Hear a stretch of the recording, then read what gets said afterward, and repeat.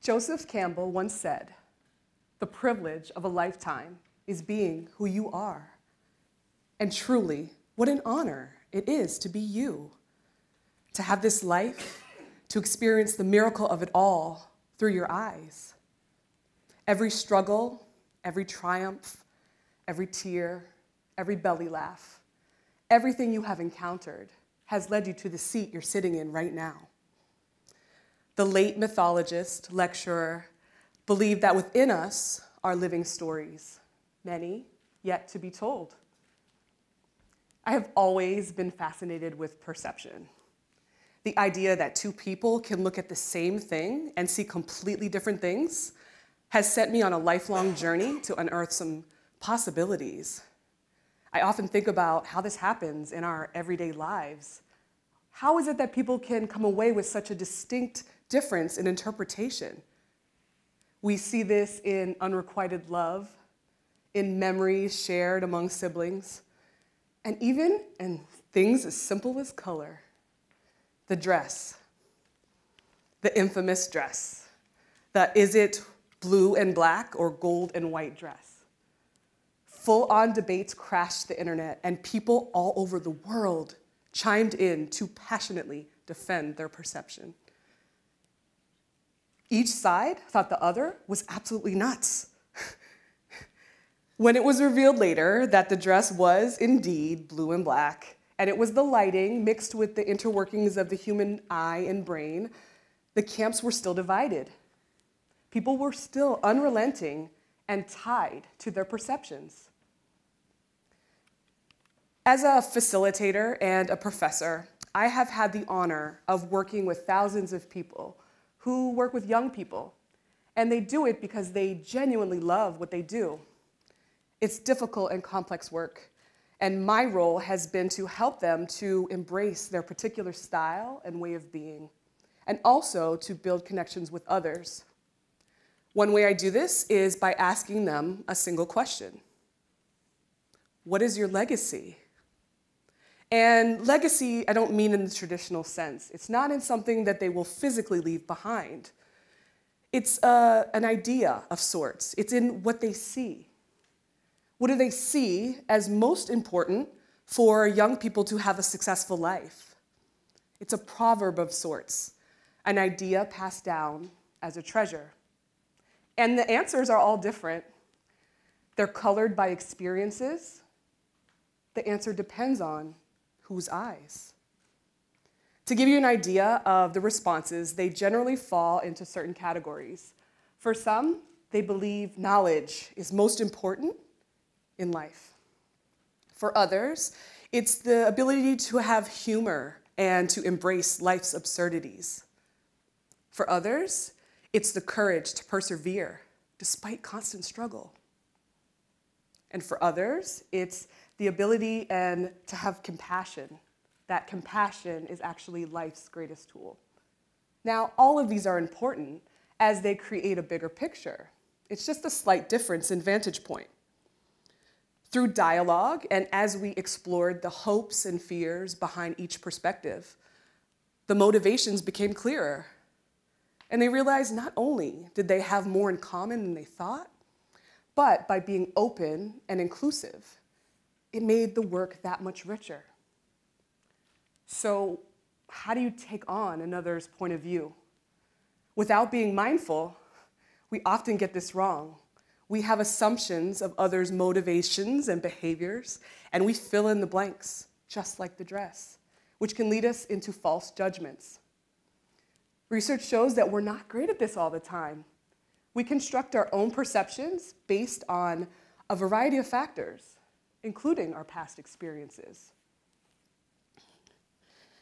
Empathy is typically referred to as the ability to walk in another's shoes. We hear it all the time. I disagree. I think it's the ability to see what others do behind their eyes. It's in your eyes. Think of your everyday experiences. Driving is always a popular one, right? You're in a rush to work for the third time this week, and out of nowhere, someone comes and cuts you off, and you miss the light. You have a rush of anger, and you mumble obscenities under your breath. You try and get yourself together. As you continue on your way, you notice that the same car that cut you off way back here is now on the side of the road. They have a flat tire.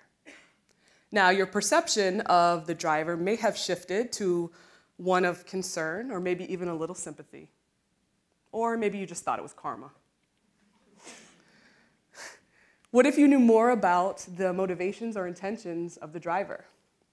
What if somehow later you found out that they were actually rushing to be with someone who was going to take their last breath? Or they were dealing with an unruly toddler with special needs in the backseat. We sometimes have an empathy void.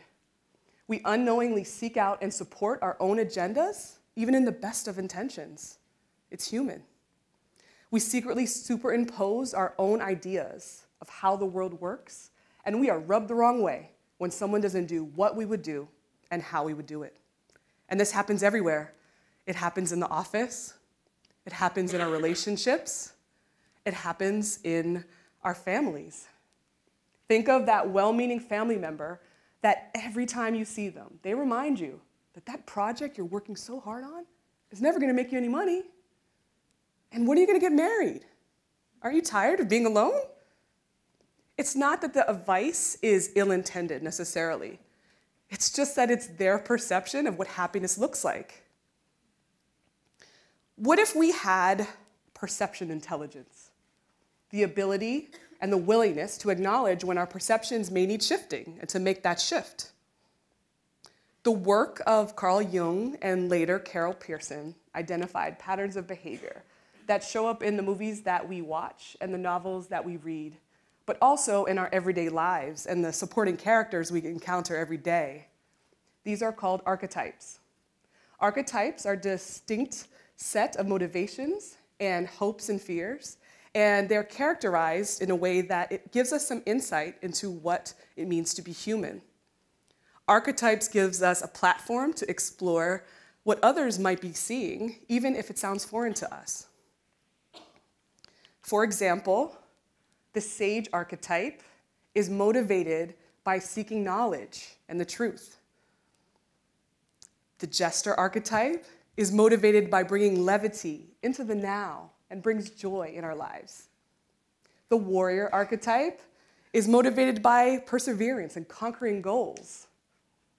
And the lover archetype is motivated by bringing passion and beauty into our lives. It sounds familiar. Being human means that we have the potential for all of them within us. That even though we take different journeys to get there, and it can look very multifaceted, that's okay.